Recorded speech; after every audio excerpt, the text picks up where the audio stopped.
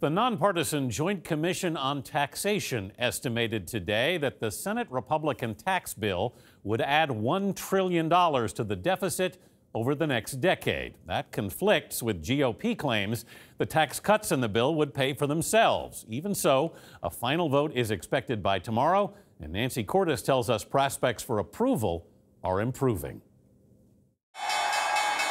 The Dow surged 330 points today as Wall Street sensed an impending windfall after several GOP holdouts said they were leaning towards voting yes. I think it's likely to pass. The centerpiece of the Senate plan is a huge cut to the corporate tax rate, which Republicans say will be a boon for U.S. workers. We'll have more jobs, more companies. Existing companies are expanding.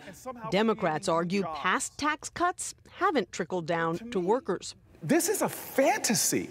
This bill greases the wheels to send more jobs overseas. Just a show of hands. A group of business leaders were asked recently if they would invest those tax savings in their workforce.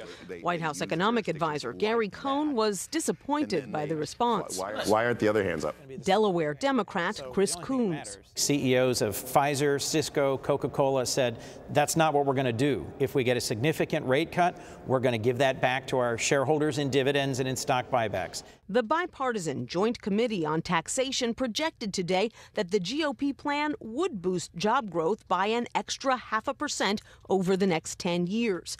The JCT has also projected that the plan's individual tax changes would initially benefit earners at all levels, but those savings would quickly evaporate for those making less than $75,000 a year.